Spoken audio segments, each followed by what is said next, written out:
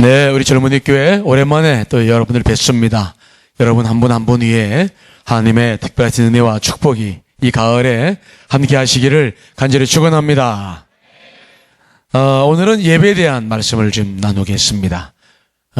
본교회에서 예배에 대한 설교를 지금까지 9번 이제 했고 오늘이 10번 마지막 마무리를 하는 시간인데 오늘 여러분들에게도 예배에 대한 설교 하도록 합니다. 우리가 예배를 드릴 때 목사님도 여러분 만한 시절을 겪어왔는데 예배를 이게 드릴 때 예배에 대한 깊은 생각들을 하지 못할 때가 많았어요. 예배는 드려야 되는 것 아니면 드려주는 것 이렇게 생각했죠. 그래서 예배가 어쩔 수 없이 드려지는 그러한 하나의 시간인 것처럼 예배는 잠깐 드리고 그 다음에 하고 싶은 일을 하는 신앙생활 그런 신앙생활을 여러분 만한 때에 했던 기억들도 있습니다. 그런데 예배를 성경 속으로 깊이 들어가서 하나님의 말씀을 이렇게 살펴보면 예배가 얼마나 소중한 건지 하나님께서 예배하는 자들에 대해서 얼마나 많은 관심을 갖고 있는지 예배가 크리스천들의 삶에 어떠한 무게를 가지고 있는지 이것들을 이제 알게 되죠. 오늘은 예배에 대한 그런 구약과 신약의 말씀들을 이렇게 쭉하니 바라보면서 우주 만물을 창조하시고 마지막을 향해 가고 있는 우리 기독교 역사, 하나님의 역사 그 속에서 그분의 마음, 예배를 향한 그분의 마음이 어떤 것인가 하는 것을 가지고 여러분과 함께 말씀을 좀 나눠보고 싶어요. 자, 예배는 언제 시작됐을까? 성경에 보면 예배는 우주 만물을 지으시고 그 우주 만물을 지으시면서부터 온 우주 만물의 모든 것들이 하나님을 예배하기 시작했죠. 자, 우리 느헤미야가 그런 고백을 하고 있는데 느헤미야 9장 6절을 세번역 성경으로 한번 좀 읽어보겠습니다. 시작. 주님께서는 하늘과 하늘 위에 하늘과 거기에 딸린 별들을 지으셨습니다. 땅과 그 위에 있는 온갖 것, 바다와 그 안에 있는 온갖 것들을 지으셨습니다. 주님께서는 이 모든 것을 생명해 주셨습니다. 하늘의 별들이 주님께 그렇죠. 상상해 보세요. 하나님께서 하늘을 지으시고 하늘 위에 하늘을 지으셨죠. 또 그 속에 있는 별들을 지으셨어요. 땅을 지으시고 땅 위에 있는 모든 것들을 지으시고 바다를 지으시고 바다 속에 있는 모든 것들을 지으셨죠. 온 모든 생명들, 인간을 만드시고 우주 만물을 지으신 이 모든 것들이 창조되면서 그 모든 것들은 하나님을 찬양하며 예배했죠. 하늘의 별들도 하나님을 예배하고 경배했다라고 느헤미야가 기록하고 있어요. 여러분들이 단기 선교를 이제 가신 분들은 경험하실 수 있을 텐데 저는 인도네시아 단기 선교 갔을 때 그때를 잊지 못해요. 어느 날 밤에 이제 사역을 하려고 밤이 됐는데 갑자기 하늘을 보니까 막 별들이 얼마나 와 정말 목사님 어렸을 때에도 그런 별을 그만큼의 별을 못 받는 것 같아요. 별이 막 쏟아지고 막 별들이 속삭이는 이야기 들어보셨어요? 못 들어봤어? 별들이 예배하는 모습 못 봤어요? 정말 그 장엄한 광경은 이루 말할 수가 없었어요. 오늘 말씀처럼 별들이 주님을 경배하는 그 우주적인 그 찬양과 경배, 그 예배 거기서부터 예배가 출발하는 거예요. 아담과 하와도 그들과 함께 주님과 함께 동산을 거닐면서 예배하고 대화하고 교제하면서 예배가 시작되었죠. 그런데 안타까운 것은 우리가 알다시피 아담과 하와가 죄를 짓고 선악과를 따먹고 이제 하나님과의 영적인 관계, 육적인 모든 관계가 깨졌어요. 그리고 하나님께서 아담과 하와를 에덴 동산에서 추방시키셨어요. 나가라. 예, 정말 그런 일이 없어야지. 집 나가는 일은 굉장히 어려운 일이에요.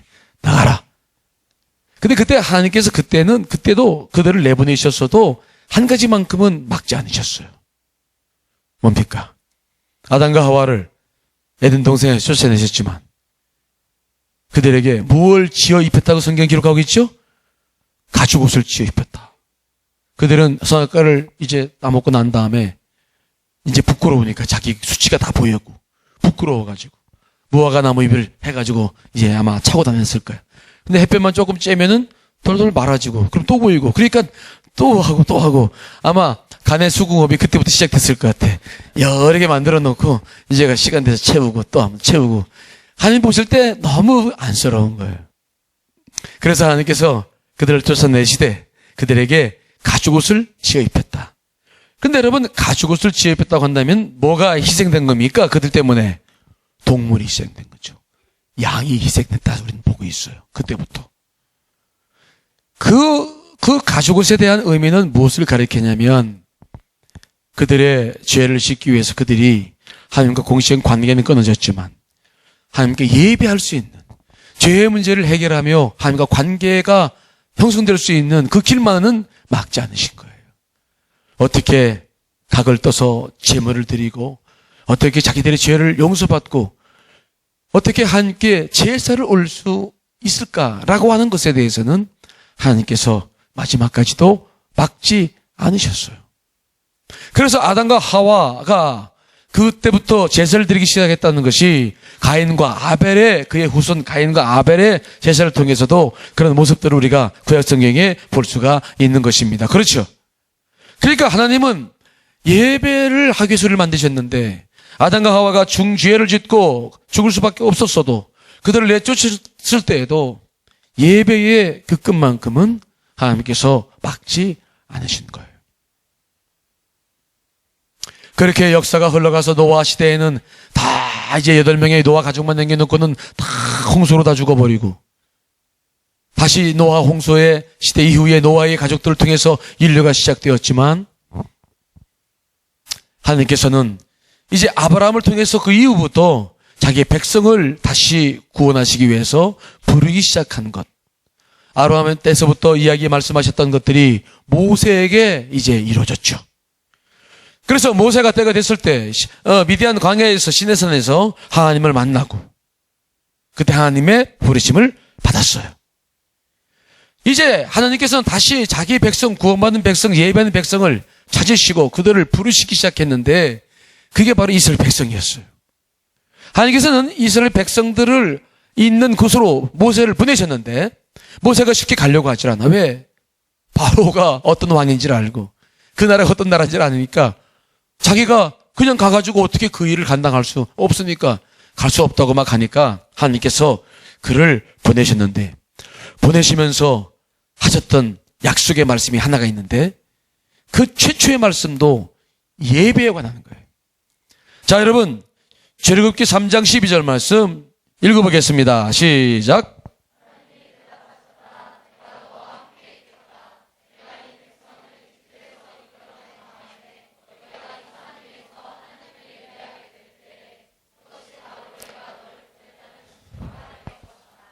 하나님의 마음은 이스라엘 백성들을 구원하기 위해서 출애굽으로 모세를 보내기 전서부터 하나님의 마음은 무엇으로 채워져 있냐면 예배로 채워져 있죠.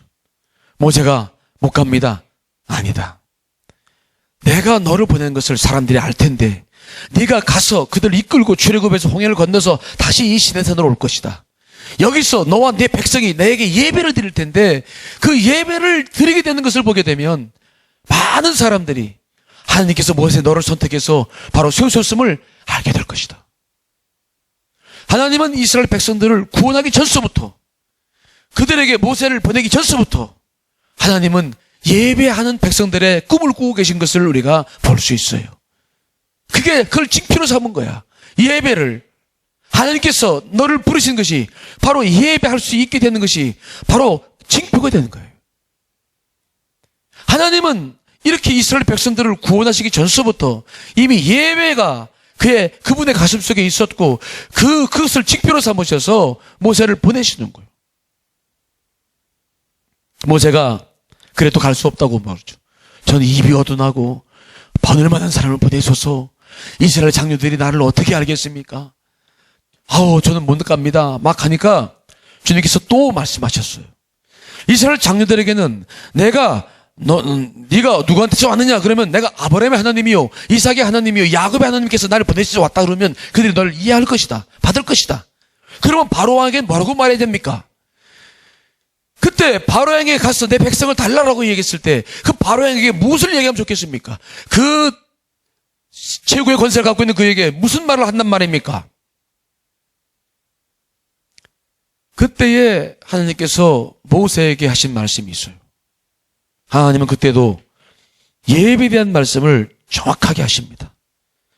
자, 여러분, 출애굽기 3장 18절 말씀 읽어보겠습니다. 시작.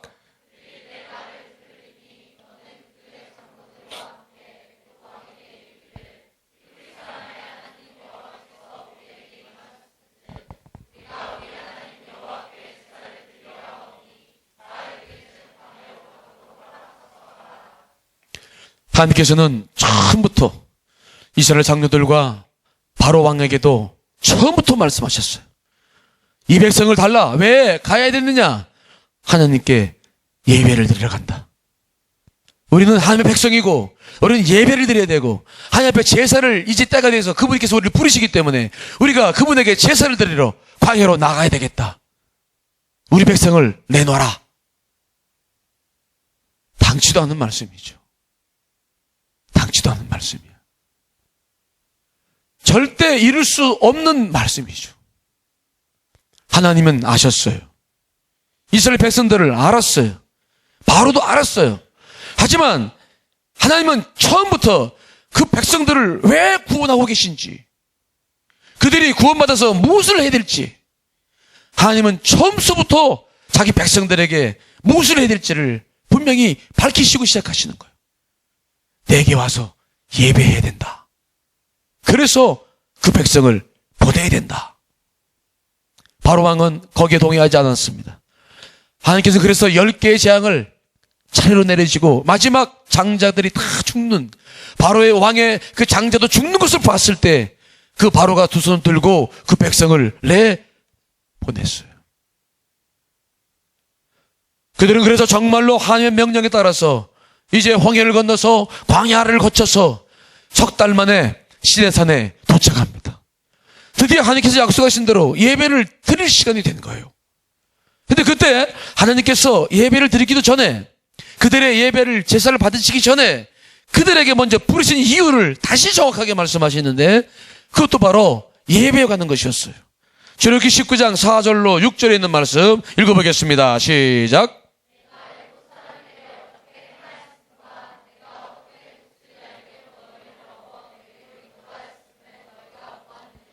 세계가 다 내게 속하였나니 너희가 내 말을 잘 듣고 내 언약을 지키면 너희는 모든 민족 중에서 내 소유가 되겠고 너희가 내게 대하여 제상나라가 되며 거룩한 백성이 되리라. 너는 이 말을 이스라엘 자손에게, 먼저 모세를 부르셔서 말씀하셨어요.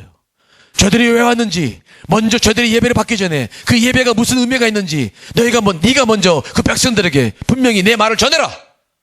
무슨 말씀입니까? 너희가 바로 이 땅에 온 것은 모든 민족 중에서 내 소유가 되겠고 또 너희가 내게 대해서 제사장 나라가 된다는 의미다. 제사장이 하는 일이 뭡니까? 하나님께 예배하는 일이에요.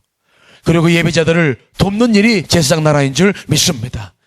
이 민족을 하나님께 다시 예배하는 민족으로 세워서 온 세계를 구원하겠다라는 것이 하나님께서 그들을 구출했을 때부터 가지고 있었던 첫 번째 뜻인 줄 분명히 믿습니다. 너희들은 내게 예배하는 백성이 될 것이다. 제사장 나라가 될 것이다. 예배하는 공동체가 될 것이다.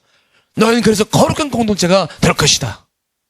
분명하게 그들이 예배를 드리기 전에 그 예배가 어떤 의미가 있는지, 그 예배를 드림으로 언약을 맺음으로 너희가 어떤 백성이 될 것인지를 정확하게 먼저 말씀하시면서 그들의 예배를 받으시는 거예요. 그들이 하나님의 그 말씀을 모세부터 전해 듣고 난 다음에 그들이 그 말씀 앞에 다 순종하고 지키겠다고 얘기했어요. 그러자 하나님께서 그들에게 정결례를 베풀어서 정결을 할 수 있는 시간을 보내주시고 불 가운데 임하셨습니다. 그리고 십계명과 율법에 대해서 그 불같은 그 불로 임하신 그분께서 친히 말씀하셨어요. 그리고 난 다음에 12지파가 이제 둥그렇게 12지파의 도를 세우고 그 다음에 거기서부터 번제와 화목제를 드리면서 모세에게 약속했던 그 예배를 드디어 올렸어요. 자, 출애굽기 24장 6절로 8절의 말씀 있습니다. 시작.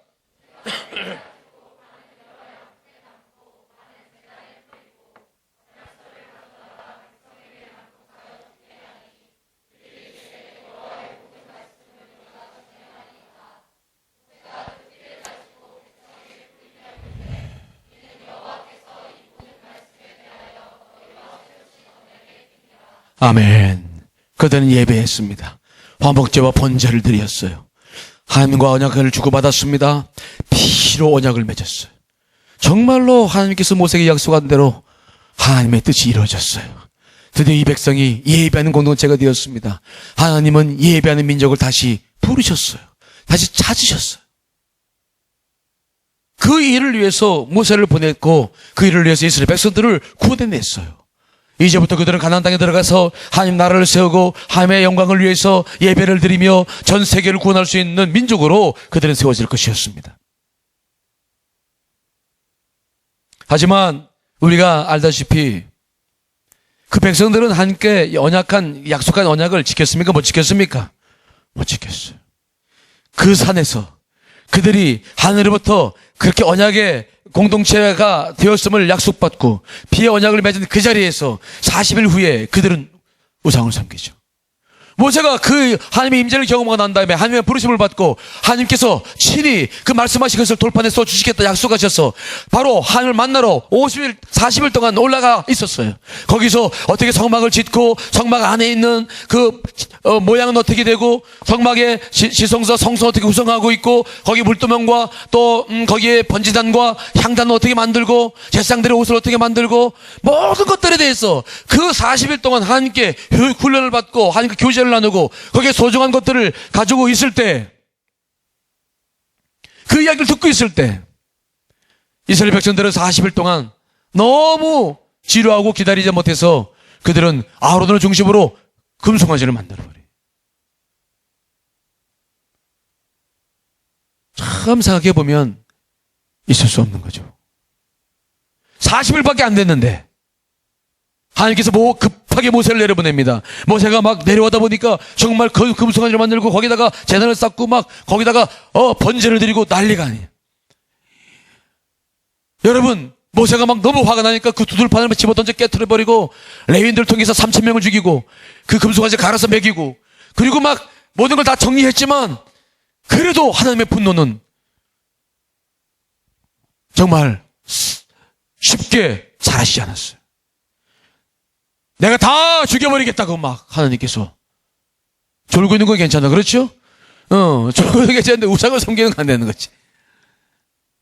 내가 죽이겠다고 막. 내가 너에게 다른 민족을 주겠다고. 그때 모세는 눈물을 흘리기도 합니다. 자기 생명을 내리기도 합니다. 그래서 그 백성들로 하여금 하나님의 진노를 거두게 하시고 다시 그들을 짓고 나서 결국은 하나님 나라를 가나안 땅에 이루었지만 그래서 모세가 세운 성막이 솔로몬 시대의 성전이 되었고 거기서 하나님께 제사를 드렸지만 북왕국가 남은 유다로 나눠지면서 그들은 처절하게 마지막까지 우상을 섬기다가 결국 북왕국은 BC 732년에 아수르에 무너지고 남왕국은 BC 586년에 바벨론에게 처절하게 무너지고 돌 위에 돌 하나 남지 못하고 성전을 하나님께 스스로 다 무너뜨리시고 스스로 그들은 또 하나님께서 등을 지고 떠나갔던 그 역사들을 우리는 잘 알고 있어요. 물론 그 다음에 70% 생활 이후에 그들이 스룹바벨의 성전을 재건했지만 그들은 하나님께 언제 돌아오지 못했습니다. 하나님은 다시 자기 백성을 잃어버린 거예요. 하나님께 예배하는 백성들을 잃어버린 거예요. 역사 속에서 하나님을 찾으시는 사람들은 예배하는 사람들인데 예배하는 공동체인데 예배하는 민족들인데 하나님은 번번이 그렇게 아픈 마음을 가질 수밖에는 없었죠. 그래서 하나님은 말라기 선지자 이후에 400년 동안은 침묵했어요. 어떤 선지자도 보내지 않았습니다. 어떤 말씀도 주지 않으셨어요. 말라기와 세례 요한 사이의 400년은 신구약 흑암기다. 하나님의 침묵기야. 인간들에 대한. 그 400년이 지나고 난 다음에 다행스럽게 세례 요한을 보내시고 약속하신 대로 우리 예수 그리스도를 이 땅에 보내신 줄 믿습니다. 그래서 예수님께서 이 땅에 오시자마자 예수님께서 자기가 오신 목적을 말씀하셨는데 그 목적이 뭡니까? 뭐라고 말씀하셨어요? 자, 여러분 누가복음 19장 10절 말씀 읽어보겠습니다. 시작. 잊어버린 자를 찾아왔다. 잃어버린 자라는 말이 뭡니까? 뭘 잃어버린 거예요? 아담과 이후에 하나님께서 다 모든 백성을 잃어버렸습니까? 그렇게 해석도 할 수 있겠지만 우리가 성서 구술적인 관점으로 성경을 이해할 때 이 잃어버린 자는 뭐냐? 예비하는 자를 잃어버리신 거예요. 구원하셨는데 또 잃어버리신 그 예비하는 자들. 하나님께 예비하는 공동체. 예수님께서 이 땅에 오신 궁극적인 이유는 뭐냐? 그 잃어버린 자를 찾기 위해서 다시 오셨어요. 다시 오셔서 다시 교회를 세우시고 다시 오셔서 그분은 예배한 자를 찾으시기 위해서 이 땅에 오신 거죠. 그 말씀의 의미가 요한복음 4장 23절 사마리아 여인을 구속하고 난 다음에 하셨던 말씀에 표현되고 있는 거죠. 자, 요한복음 4장 23절 하반절만 같이 읽어보겠습니다. 시작.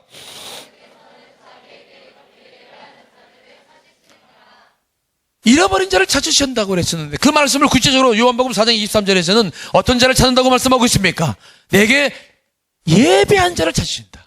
하나님은 예배하는 자를 찾으시고 계시다. 자기가 오신 이유가 예배자들을 찾으신가라고 하신 말씀을 오늘 우리들에게 하고 있는 거예요. 하나님께서 우주 만물과 인간을 창조하실 때부터 하나님 예배 받으셨고 예배한 자들이 있었습니다. 그리고 아브라함을 통해서 다시 인류 구원의 역사가 시작되었을 때 그때도 예배한 자들이 있었습니다. 그러나 다 하나님을 버리고 떠난 그들, 예수님 다시 오셔서 다시 함께 예배한 자들을 찾으시기 위해서 이 땅에 오신 거예요. 그토록 하나님 속에는 예배하는 자에 대한 갈망, 하나님께 진정으로 예배하는 자에 대한 그러한 열망, 그런 자들을 찾고 싶고 그런 자들을 만나고 싶어 하시는 그 갈망이 창세기부터 시작해서 이 역사 속에서 지금도 흘러가고 있음을 여러분이 잊지 않으시길 간절히 축원합니다. 지금도 그 열망이 흐르고 계신 거예요. 그분이 오셔서 그래서 하신 일이 뭡니까? 저 성전을 다 허물라라 내가 사흘 후에 새로 짓겠다. 자신의 몸을 통해서 성전을 짓 것을 말씀하시고 그분은 정말로 자기 몸을 드렸어요. 그래서 우리의 모든 죄를 다 씻겨주시고 다시 우리를 다 구원하여 주시고 이제는 정말 그분이 자기의 교회를 새로 세우셨습니다. 그분은 신약교회를 세우셨고 우리의 몸을 교회로 세우셔서 우리 안에 임하신다고 말씀하셨고 우리가 그래서 예배할 수 있도록 회복해 주시고 우리로 하여금 예배할 수 있도록 기회를 허락하여 주신 줄 믿습니다. 그래서 그분을 통해서 우리는 지금 예배를 드리고 있는 거예요. 이 예배 속에 그분의 보혈이 흐르고 이 예배 속에 그분의 그 십자가의 은혜가 흐르고 정말 그분의 은혜가 아니면은 오늘 우리가 여기서 예배할 수 있겠습니까? 지난 일주일 동안의 생활을 돌이켜보세요. 소중한 것은 우리가 예배를 드릴 수 있게 된 거예요. 그런데 성경에 보니까 그 예배가 예수를 통해서 시작된 다시 예배가 이것이 이 지상에서만 끝나는 게 아니라 요한계시록에 가보면은 앞으로 우리가 들어가야 될 그 천상의 삶을 가보면은 거기에도 전부 말씀 읽어보면 다 예배하는 것밖에 없어. 예배가 얼마나 소중한지. 자, 요한계시록 5장 13절로 14절에 있는 말씀을 읽어보겠습니다. 시작.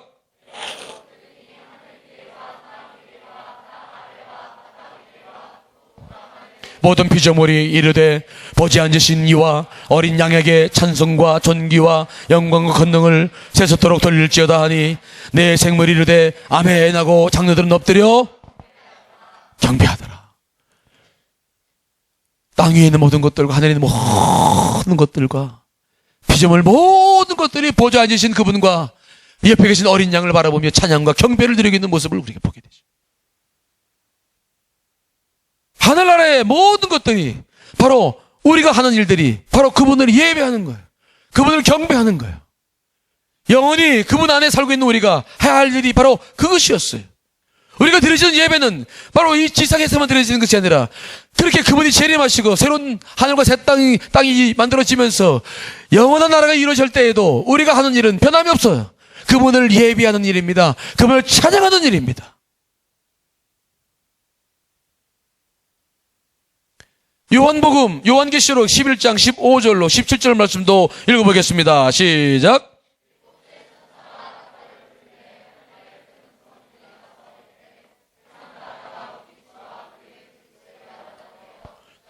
더러 왕노릇 하시려다 하니 하나님 앞에서 자기 보좌에 앉아있던 24장로가 엎드려 얼굴을 땅에 대고 하나님께 경배하여 이르되 감사옵나니 옛적 때에도 계셨고 지금도 계신 주 하나님 곧 전능하신 이여 신이 큰 권능을 잡으시고 왕노릇 하시도다.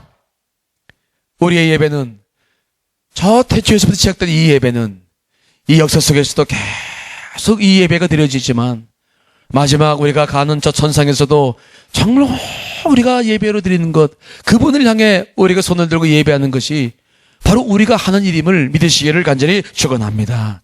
이 예배가 그러므로 얼마나 중요한 일입니까? 내가 예배가 시간 있을 때 예배 드리고 시간 없을 때 예배 못 드리고 예배를 그냥 내가 드려주는 예배가 아니라 한 보실 때에는 이 예배가 얼마나 예배자를 찾으시고 이 예배가 얼마나 소중한지 우리는 이 예배에 대한 개념들을 새롭게 바꿀 필요가 있어요. 여러분들 안에 먼저 예배가 정말 중심에 뿌리를 내리시길 간절히 축원합니다. 먼저 예배자가 되라. 먼저. 그래서 크리스찬의 삶의 원리 가운데 가장 중요한 것을 제가 경험해 봤는데 교회들 목회해 보면서 보니까 먼저 예배자로 중심이 딱 선 사람들은 삶에 흔들림이 없어요. 먼저 예배자로서 살고 있는 사람들에 대해서는 근심할 게 별로 없어. 그분께서 찾으신 사람들이고 그분께서 복을 주신 사람들이고 그분께서 그런 사람들을 지금도 찾고 있는 줄 믿습니다. 그러면 여러분들이 이 예배를 드릴 때마다 그저 드리는 예배가 아니라 완전한 예배를 드리되 이 예배가 얼마나 소중한지를 깨닫고 여러분들은 먼저 예배자로 서시기를 간절히 축원합니다. 자, 그런데 우리가 이 예배를 드리면서 몇 가지 기억해야 될 게 있어요. 첫째는 뭐냐? 우리가 어떻게 해서 예배를 드리게 됐는지, 이 예배의 중심은 그럼 무엇인지. 여러분, 우리가 예배를 드리면서 제일 감사하고 감격해야 될 분이 계십니다. 누굽니까? 예수 그리스도시죠. 우리 예수님 때문에 하나님께 예배할 수 있는 복을 누리고 있고 그분 때문에 정말 영원한 생명을 가지고 그분을 영원롭게 할 수 있는 은혜를 누리게 되는 거예요.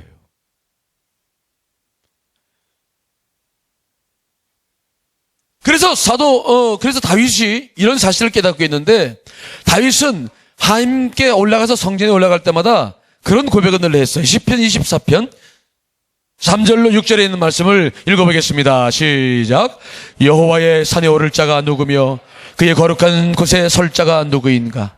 곧 손이 깨끗하며 마음이 청결하며 뜻을 허탄 데 두지 아니하며 거짓 맹세하지 아니하는 자로다. 그는 여호와께 복을 받고 구원의 하나님께 의를 얻으리니 이는 하나님 여호와를 찾는 족속이요 야곱의 하나님의 얼굴을 구한 여호와의 산에 오를 자가 누구냐? 누가 하나님의 전에 와서 예배를 드릴 수 있느냐? 누가 거룩한 곳에 설 자가 누구이냐? 다윗은 고백합니다. 손이 깨끗하며 마음이 정결하며 뜻을 허탄한 데 두지 아니하는 사람입니다. 누가 오늘 이 예배를 드릴 수 있게 했습니까?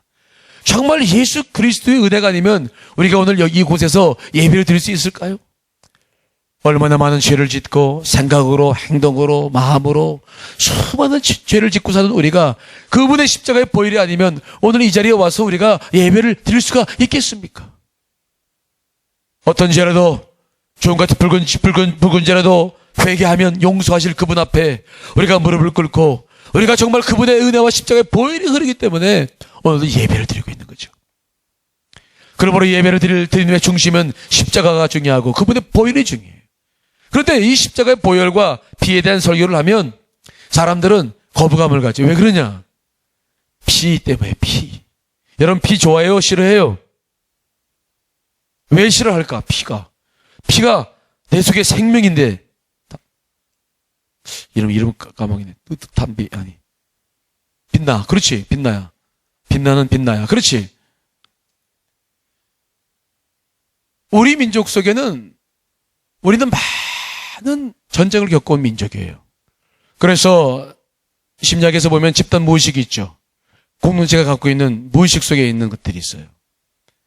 우리는 6.25 전쟁을 겪으면서도 수많은 것이 피를 흘렸습니다. 여러분들은 겪지 않았지만 여러분 할아버지 세대들이 겪었기 때문에 그것들이 집단 무의식으로 우리에게 아직도 많은 것이 남아있죠. 그래서 피에 대해서는 굉장히 우리가 부정적인 생각을 가지고 있어요. 근데 구약시대를 생각해 보십시다. 그 많은 동물들을 잡아가지고 피 제사를 드렸는데 성전에 가면 무슨 냄새가 날까? 피 비린내.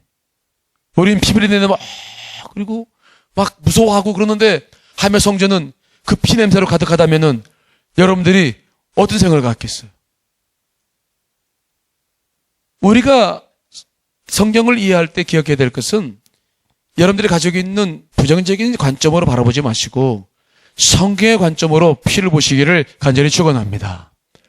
피에 대해서 우리가 그러잖아. 우리도 보통 싸우다가 아무리 얻어 터져도 피만 안 나오면 괜찮아. 그렇지? 근데 조금 얻어 터지고 피만 나오면 그냥 그게 막 맞은 것 같아. 그렇지? 너 이름이 까먹었다. 목사님이 머리가 나빠져가지고. 영균이. 맞아. 내가 너만 보면 저 정도 키는 돼야 될 텐데 생각해.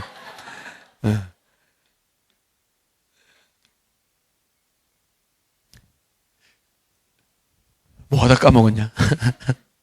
그래서 우리는 그 피에 대해서 이 선입견을 가지고 있는데 우리 성경적 지식이 필요해요. 자, 여러분 레위기 17장 11절 말씀을 읽어보겠습니다. 시작. 육체의 생명은 피에 있음이라. 내가 이 피를 너희에게 주어 제단에 뿌려 너희의 생명을 위하여 속죄하게 하였나니 생명이 피에 있으므로 피가 죄를 속하니라. 피가 피에 생명을 넣습니다. 그래서 우리가 살고 있는 거예요. 그래서 우리가 죄를 지면 피가 문제가 생기는 거예요.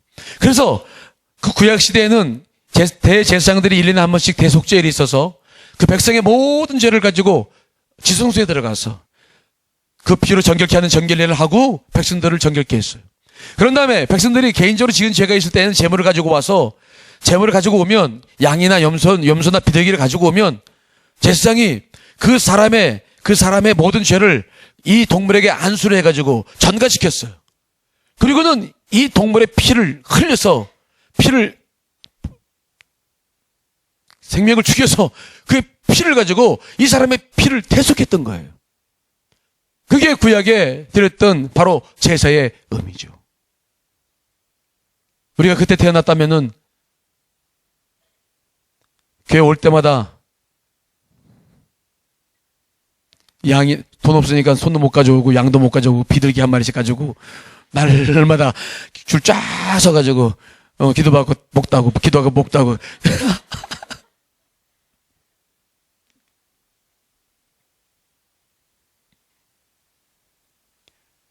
주님의 은혜가 얼마나 감사한지 몰라요. 그분의 은혜가. 그래서 우리가 예배의 중심 속에 그분이 있는 거예요. 십자가의 보혈이 있는 거예요. 자, 로마서 5장 10절 말씀도 읽어보겠습니다. 있습니다. 시작.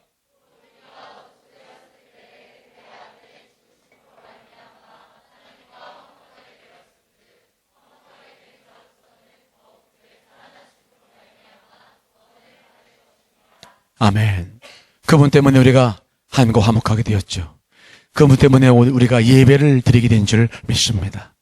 그러므로 예배 중심에는 그분이 있어요. 십자가의 보혈이 있어요. 그분의 공로와 그분의 은혜가 없이는 예배를 드릴 수가 없어요. 그래서 예배를 드릴 때마다 다 우리는 그분에게 감사하고 그분을 높이고 그분을 찬양하며 우리가 예배를 드리고 있잖아요. 우리 젊은이 교회 이 예배 위에도 십자가의 보혈이 흐르고 십자가의 그 은혜가 넘치고 있는 줄 분명히 믿습니다. 그런데 우리가 이러한 은혜를 누리면서 예배를 드릴 때에 한 가지 기억해야 될 게 있어. 예배자를 찾으시는 하나님. 예배자를 찾으시는 그 하나님의 뜻을 따라 이 땅에 오신 우리 구주 예수 그리스도. 여러분, 그분은 우리들에게 어떤 사명을 맡기셨냐면 우리가 예배를 드리며 예배를 누리는 기쁨만 누리는 것이 아니라 우리에게도 예배자를 찾기를 원하셨어요. 우리들에게 모든 족속들로 하여금 제자를 삼아서 그들을 구원시키고 그들로 함께 예배할 수 있는 자들로 우리를 세워주신 줄 믿습니다. 그러므로 예배를 드릴 때마다 우리도 늘 기억해야 될 게 있는데 그분의 마음이에요. 그분은 예배자를 찾고 있어. 지금도 잃어버린 자를 찾고 있어. 지금도 방황하고 있는 수많은 영혼들, 죄 속에서 인생을 살고 있는 수많은 청년들, 그 수많은 청년들을 바라볼 때마다 우리가 하나님의 마음을 느끼셔야 될 줄 믿습니다. 지금도 잃어버린 자를 찾으러 오신 예수 그리스도, 그분을 찾고 계신 하나님의 마음. 사도 바울은 그런 하나님의 마음을 너무 잘 알아서 그는 그렇게 예배를 탁 드렸습니다. 자, 로마서 15장 16절 말씀이죠. 읽어보겠습니다. 시작.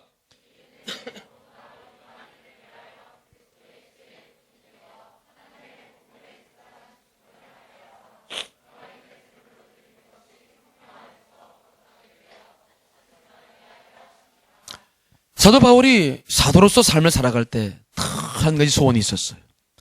그건 예배를 드릴 때마다 하나님 마음을 알았어. 그래서 자기가 이방인의 사도이기 때문에 그 예배를 드릴 때마다 이방인을 제물로, 아직도 믿지 않는 자들, 아직도 하나님이 찾고 계신 영혼들을, 그들을 향해서 그들을 주께로 인도하고 그들을 정말 주 앞에 예배를 드리며 그들을 제물 삼아서 예배를 드리는 것을 꿈꾸며 늘 사도 바울이 그런 예배를 드리기를 위해서 애썼음을 우리에게 고백하고 있어요. 내가 이방인의 사도가 되었던 것은 바로 이방인을 제물로 드리는 것이 성령 안에서 거룩하게 되어 받으실 만한 것이기 때문에 내가 늘 그렇게 노력을 했음을 고백하고 있는 거죠. 우리 젊은이 교회가 해야 할 사명이 뭡니까? 수많은 여러 가지 일들이 있지만 요즘처럼 우리 젊은 사람들이 어려운 시기들을, 직장을 찾지 못해서 방황하는 시기들을 정말 어느 때고 경험해 본 적이 없어. 여러분, 우리 때는 그냥 희망이 있었어. 뭐든지 하면 된다 생각했어요. 그래서 우리는 몸으로 부딪히고 했지만 여러분 시대는 아직 그런 꿈도 없어. 많은 사람들이 가슴 졸이면서, 많은 사람들이 정말 가슴 아파하면서 살고 있는 이 시대예요. 그러면 더더욱 가슴 아픈 청년들이 너무 많은 거야. 우리가 해야 할 일이 있다면은 정말 다시 그 영혼들을 바라보며 그 영혼을 찾으시는 아버지의 마음으로 그들을 예배로 초대하고 우리가 예배를 함께 드릴 수 있는 기쁨이 이 젊은이 교회에 넘쳐나시기를 간절히 축원합니다. 영혼들을 볼 수 있는 눈을 열고, 저 영혼도 아버지께서 찾으신 영혼이구나. 저 영혼을 볼 때마다 하나님, 저 영혼을 주께서 찾고 계시군요. 그 영혼을 볼 때마다 눈이 열려야 돼요. 눈이. 목사님은 늘 이렇게 운전을 하러 갈 때, 걸어 다닐 때, 예대를 돌 때, 아니면 갈 때마다 늘 청년들을 봐. 밤낮토록 뭘 하는지, 그냥 술 마시고, 24시간 표시선 앞에서 그냥 밤새워 있는 청년들, 소리를 지르는 청년들, 고래고래 싸우는 청년들. 우리가 그 영혼들을 볼 때마다 아버지의 마음을 가져야 돼요. 하나님의 마음. 그 청년을 볼 때마다 기도해야 주요. 저 영혼들 지키시옵소서. 저 영혼들. 예. 하나 보석알처럼 귀한 영혼들인데, 한 사람 그 집안에서 얼마나 소중한 영혼들인데, 한 분씩에도 얼마나 소중한 영혼들인데, 저 영혼들이 지금 무엇을 하고 살고 있나?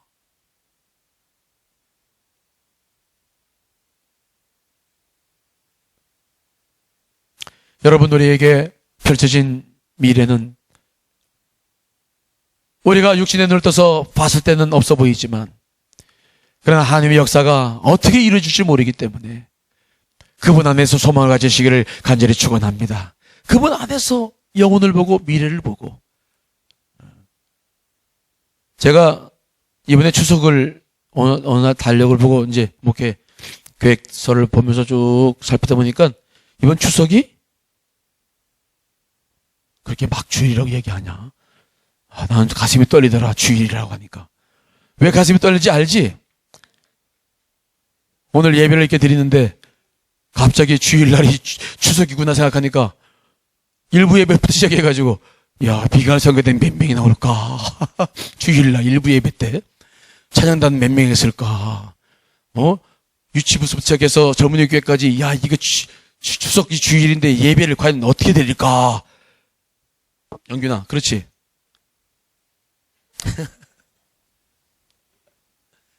그래서 내가 그런 마음이 오니까 갑자기 마음이 아파가지고, 주여. 아니, 왜 이렇게 하셨어요? 하루 좀 뒤로 밀려든지 땡기시지 하시지.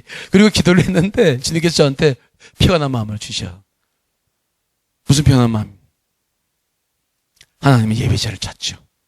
추석의 주일인데, 오랜만에 도시교회들 떠나서 시골교회 가서 예배를 드리면 시골교회들이 풍성할 거 아니야. 그렇지? 풍성하고. 우리가 있는 곳마다, 가정들마다 만일 예배를 드린다면, 예배자를 찾고 계신 그분께서, 여러분 부모님들이 아직 믿지 못하고 믿지 못하는 사람들이 많이 있지만 그래도 여러분들이 잘 섬겨서 어떻게든지 기도하면서 여러분들의 가정들을 예배하는 가정들을 세워나간다면 우리 주님께서 얼마나 기뻐하실까. 대한민국 방방곡곡마다 함께 예배한 자들이 있구나. 아직도 그래서 이 민족이 희망이 있구나. 하나님께서 이 민족을 보실 때마다 얼마나 기뻐하실까. 여러분의 가정들이 그렇게 이번에 예배하는 가정들 되시기를 간절히 축원합니다. 그런데 이 예배하는 가정으로 만들려면 두 가지 정도는 해야 할 일이 있어요. 여기 자기 가족이 다 안 믿는 가정, 추석 때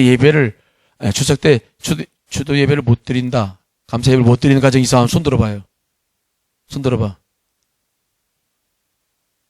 드는 거야 이게? 네, 내래. 드릴 수 있는 분 손 들어보세요. 드리는 분들.